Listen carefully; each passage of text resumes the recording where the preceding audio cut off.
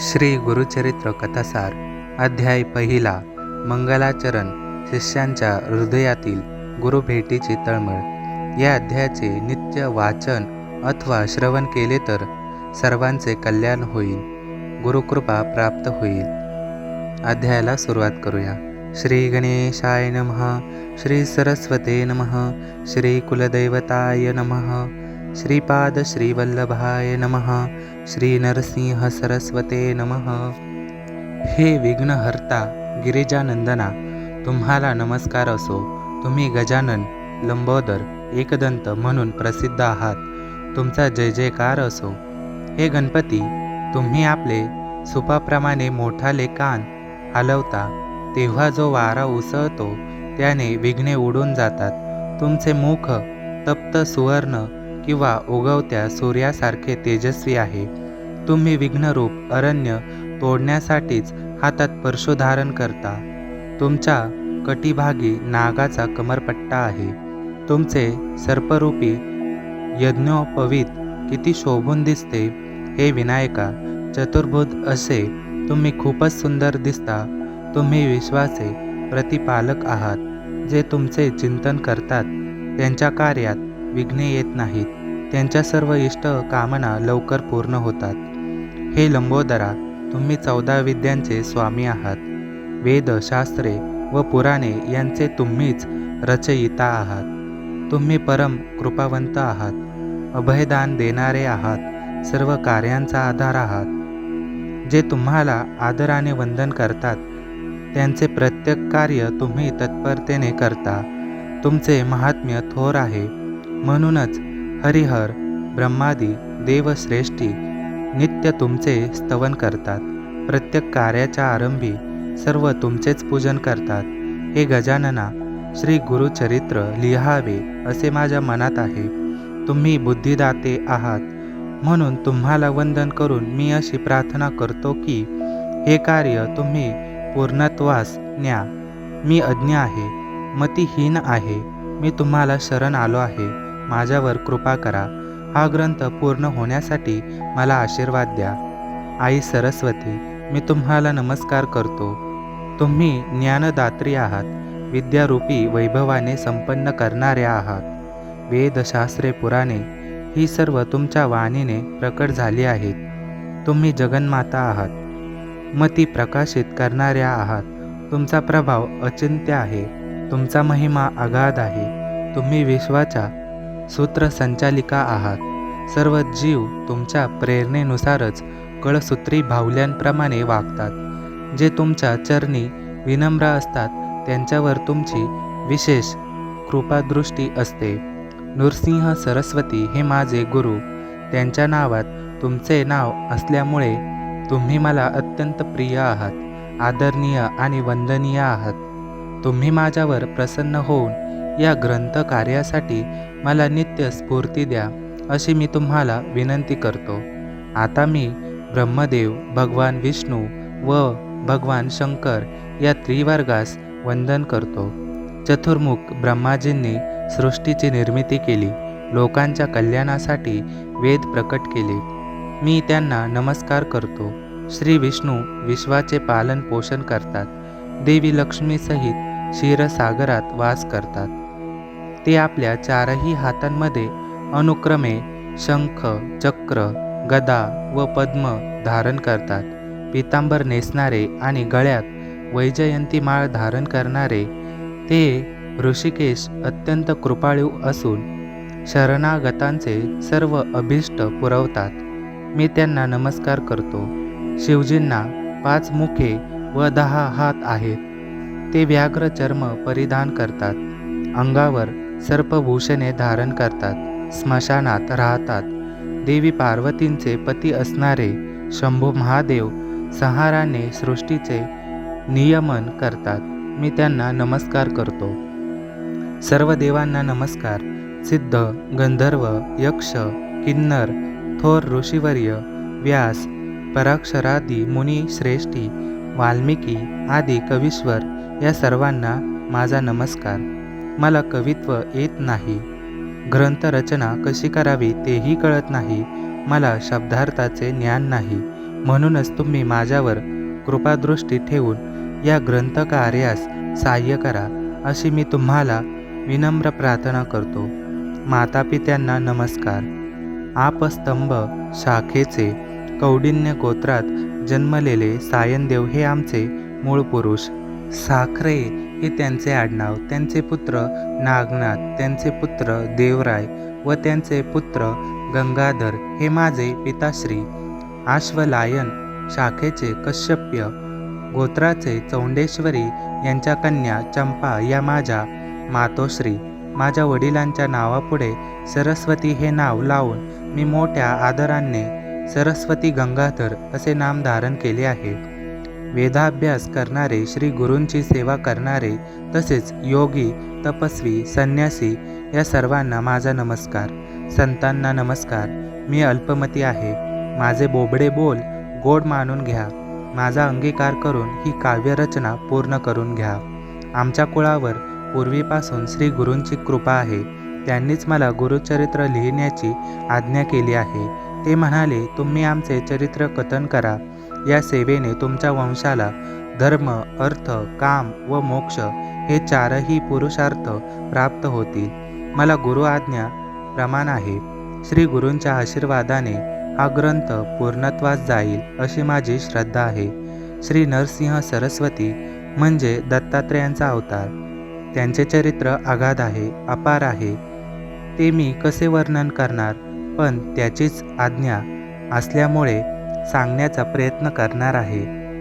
ज्यांना आपल्या पुत्र पौत्रांचे कल्याण व्हावे असे वाटते, त्यांनी हे श्री गुरुचरित्र मधुर फलदायी होईल. त्यांच्या घरी देवी लक्ष्मी नित्य वास करतील. ज्यांच्या घरी हे चरित्र नित्य प्रेमाने वाचले जाईल, ते गृहस्थ आपल्या पत्नी व मुलांसह सुखात राहतील. गुरुकृपेने त्यांच्या घरी रोगराई येणार नाही. ते नेहमी समाधानी राहतील. जे या ग्रंथाचे श्रवण करतील, त्यांचे बंधन 7 दिवसात तुटेल. ही गुरुकथा अत्यंत पुण्यफलदायी व पावन करणारी आहे. ही श्रवण पठन केल्याने विनासायास इष्ट कार्यसिद्धी होईल. या माझ्या बोलण्यावर तुम्ही विश्वास ठेवा, कारण या गोष्टीची प्रचिती आल्याशिवाय मी असे बोलणार नाही. श्री गुरूंच्या स्मरणाने कल्याण होते, याचा तुम्ही सर्वांनी प्रत्यक्ष अनुभव घ्या. भोजनानंतर तृप्तीचा ढेकर येतो, त्याप्रमाणे हे माझे उद्गार स्वानुभवातून आलेले आहेत. मी सामान्य मनुष्य असल्यामुळे माझ्या बोलण्यात काही विशेष आहे असे तुम्हाला वाटणार नाही, पण कृपा करून तसे करू नका. ऊस वाकडा असला तरी त्यातून मधुर रस मिळतो. काकविष्टेतून बीजाचा प्रसार होऊन पिंपळ उगवतो, हे लक्षात घ्या. मी गुरुभक्ती आणि गुरुस्मरणाचे महात्म्य सांगत आहे. याचा आशय जाणून घ्या. हे कोण सांगत आहे हे विचारात घेऊ नका. गुरुचरित्र कामधेनू समान आहे. हे सावध चित्ताने ऐका, म्हणजे हिचे महाज्ञानरूपी दूध तुम्हाला सेवन करायला मिळेल. श्री गुरु नृसिंह सरस्वती यांच्या पावन वास्तव्याने श्री क्षेत्र गाणगापूर नावारूपाला आले. त्या क्षेत्राची सर्वदूर ख्याती झाली. त्या ग्रामाचे महात्म्य आजही अबाधित आहे. देशोदेशीचे असंख्य लोक तिथे यात्रेसाठी जातात. तिथे जाऊन श्री गुरूंची आराधना केल्याने त्वरित इष्ट फलप्राप्ती होते.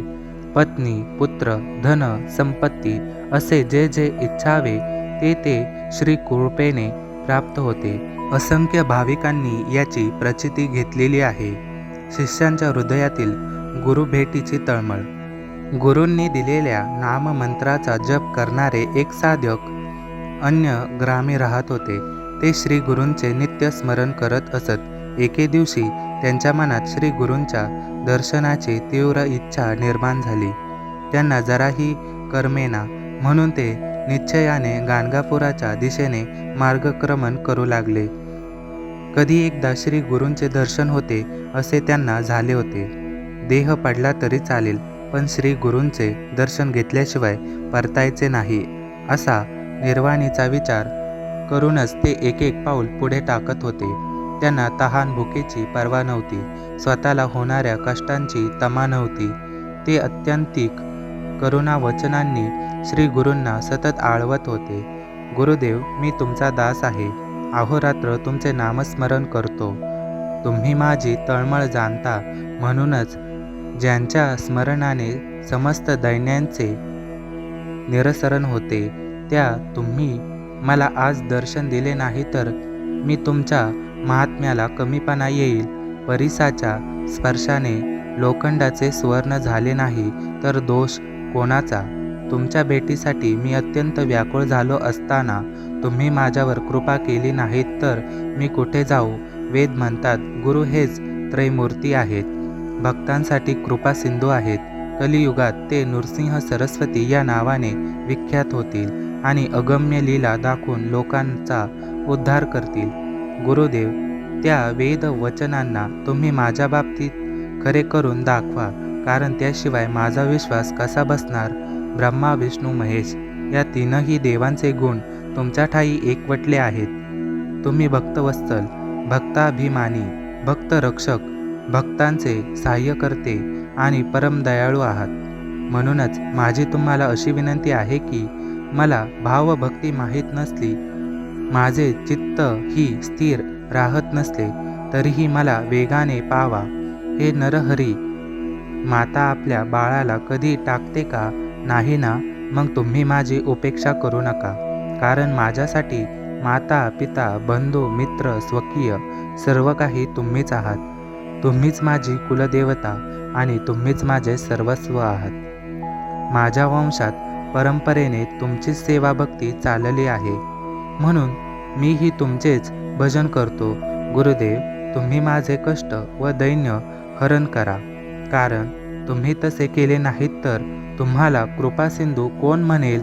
तुम्ही विश्वाचे पालन करता आणि देवांसाठीही तुम्हीच समर्थदाता आहात, असे पुराणे सांगतात. मग माझ्या मनीचे दुःख तुम्हाला कळत नसेल?